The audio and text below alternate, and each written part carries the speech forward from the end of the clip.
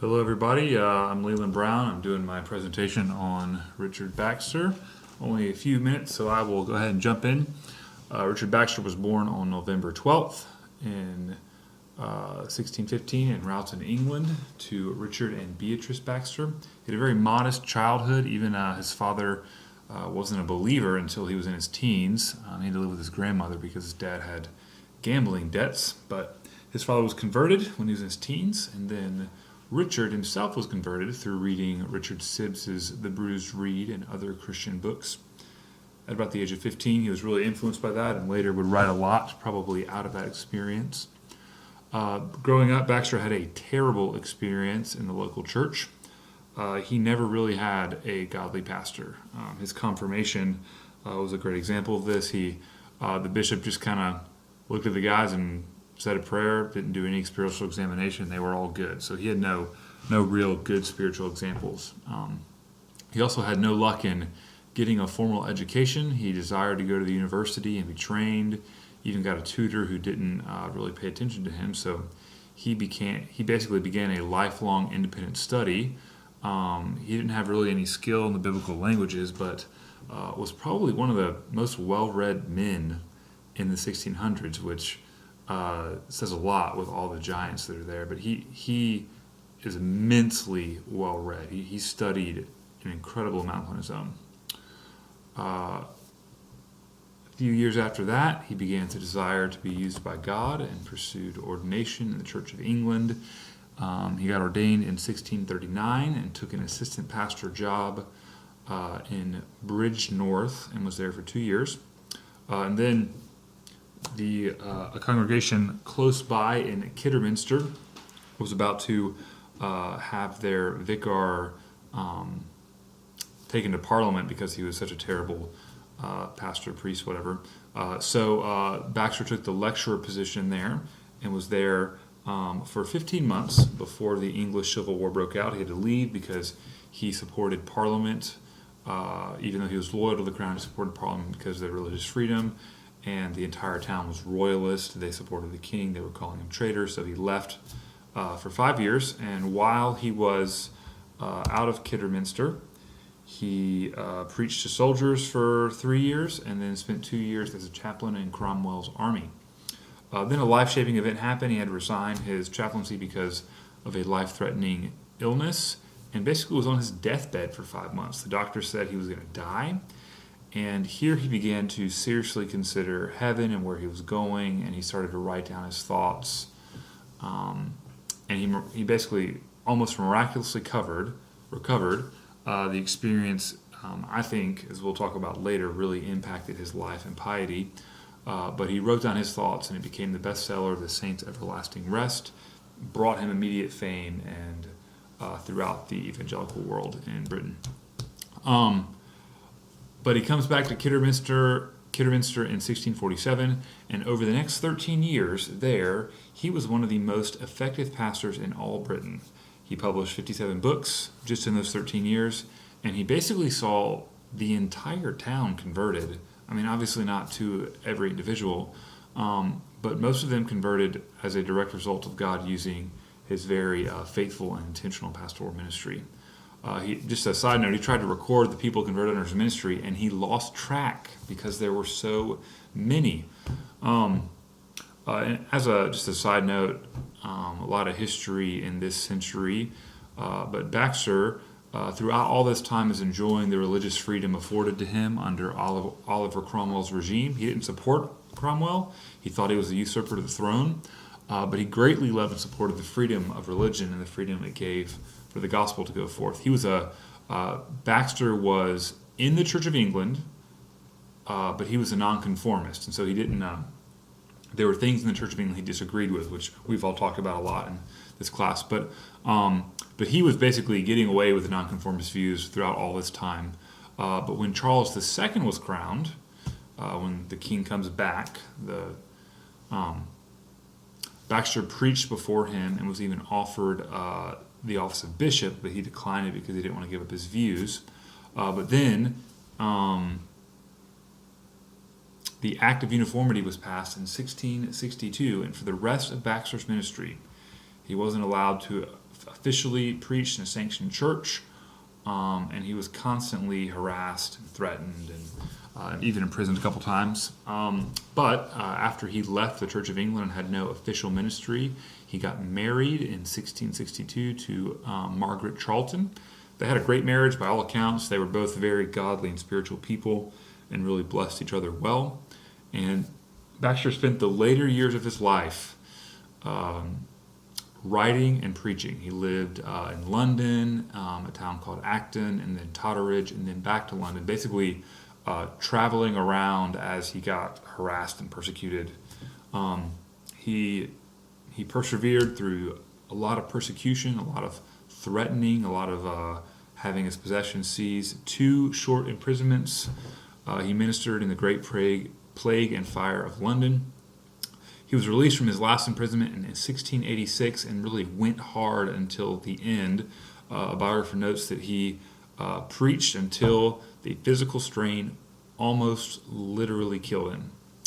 And then he died in 1691, entering that rest which he had spoken so often of. So there's some important details about Baxter's life that I have left out until this second section on his piety. And I'm just going to talk about them for a minute because they just highlight the theme that I'm going to discuss about Baxter. And the theme I'm going to discuss is his eternal focus. Baxter's focus on eternity and on what was going to happen in eternity just drastically influenced his life. And we'll see that in a couple ways. First, the first aspect of Baxter's life that I skipped basically was that he had terrible health his entire life. That 5-month stint on death's door was really just an intensified period of what he went through his whole life. Various biographers describe this. Some of them say things like he was a virtual museum of diseases. One says that he probably would have been considered an invalid in his day, and many people would have been fine with him just caring for himself his whole life, just spending his whole life just taking care of himself because he had so many diseases. He had a constant cough, nosebleeds, migraine headaches, digestive ailments, kidney stones, gallstones. He was at death's door about 20 times in his lifespan before he died. And just remember, all this is before painkillers or air conditioning or nice beds or hospitals or anything like that. His autobiography, he says that after the age of 21, he was seldom an hour without pain. Now, with that in mind, just that the reality of constant pain and sickness and suffering, consider this. Baxter had a superhuman, almost, productivity for God's glory. He wrote between 141 and 200 books, depending on how you count them. One of the most voluminous writers in English history. And most of his works have a great quality. J.I. Packer says that all people in pastoral ministry should still read The Reformed Pastor, one of Baxter's works, every year. Baxter's Call to the Unconverted was one of the most influential evangelistic pieces of writing in the 17th century. And Baxter also preached every opportunity in his parish ministry, those 13 years at Kidderminster. He had 800 families in his parish, and he figured out he wanted to visit each of them every year. And so he visited 15 or 16 families, before modern transportation, every single week. Just imagine having 15 family visits on your plate. So there's 2 parts about Baxter's life: a terrible natural set of constitutions and terrible health, and stuff always going on, and the immense energy and productivity and lasting impact his life had.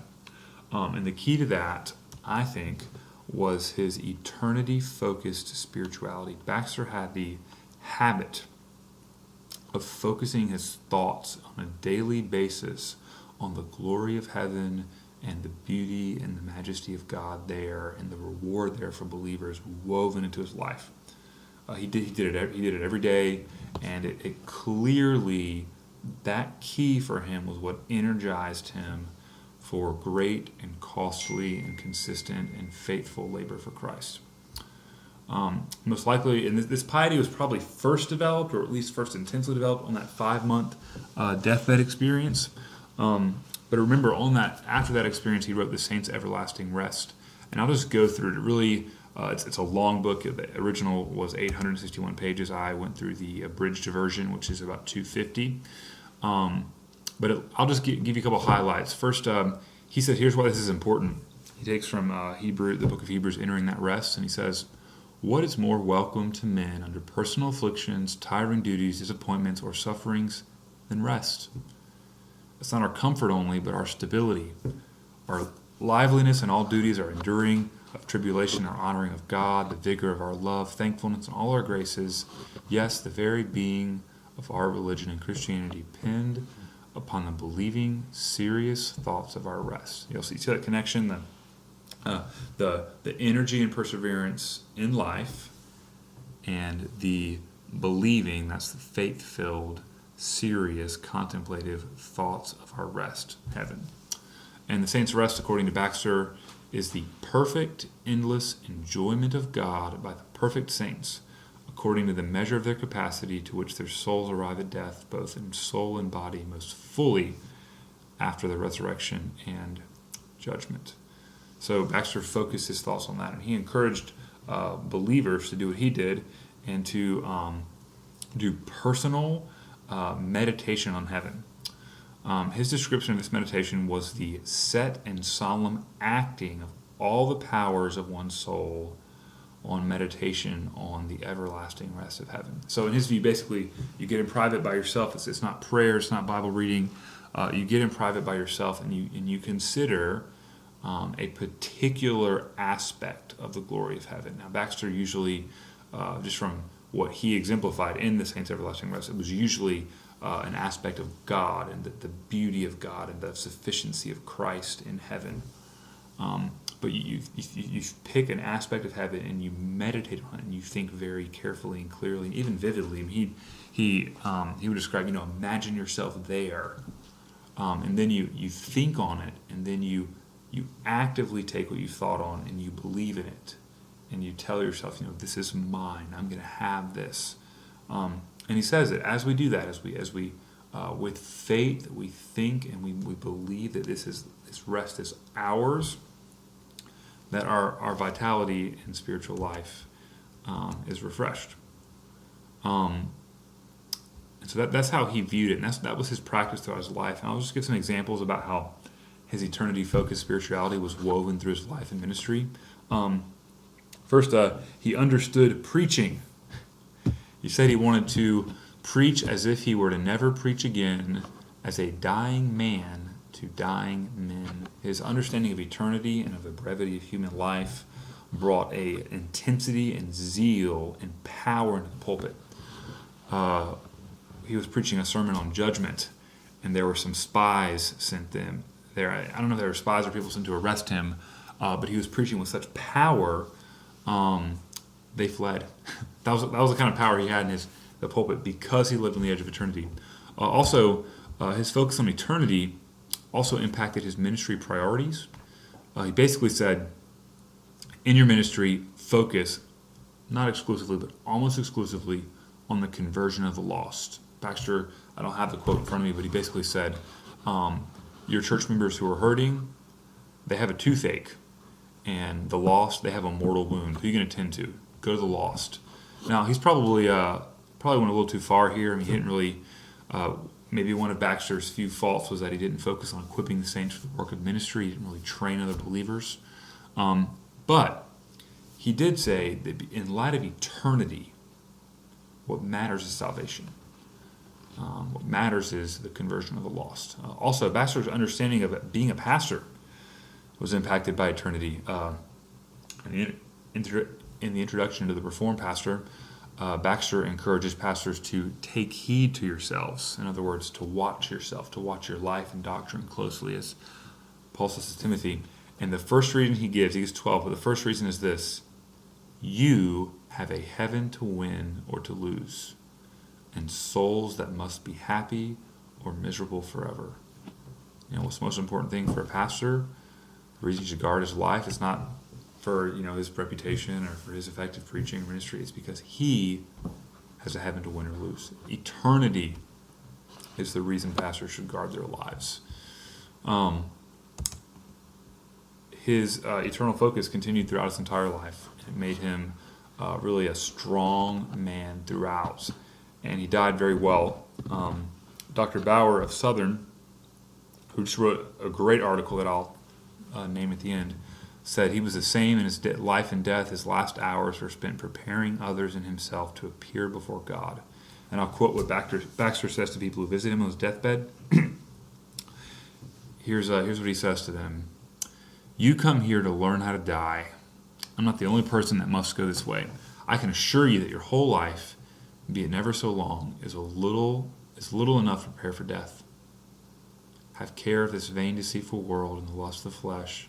Be sure you choose God for your portion, heaven for your home, God's glory for your end, His word for your rule, and then you need never fear that we shall meet with comfort. In his life and death, he was preparing people for heaven. And he died very soon after that. Right before he died, though, someone asked him how he was, and he said, almost well. And then he died and entered that rest that he spoke so often of. So that's Baxter, and there's much more to Baxter's life and ministry. But what stood out to me and just kind of blew me away was how his focus on heaven, his focus on eternity, gave him the ability to overcome immense suffering and to live in a mightily productive way for the Lord. A couple of my sources, I have a wide variety of them. I basically went desiring God and typed in Richard Baxter when I started doing this. I kind of Googled it in that sense in the Christian world. First thing that introduced me to Pastor Baxter's Meditating on Heaven was a Piper sermon called Behold, I Make All Things New. I'd recommend it to you. I also read parts of the abridged version of The Saints' Everlasting Rest from the Christian Classics Ethereal Library, also the Reformed Pastor from that same source. The chapter from The Devoted Life was a good intro. Also, J.I. Packer's A Quest for Godliness. And then finally, an article by Dr. Tim Bauer from Southern called Richard Baxter, A Model of Pastoral Leadership for Evangelism and Church Growth. Thank you guys. Look forward to your questions.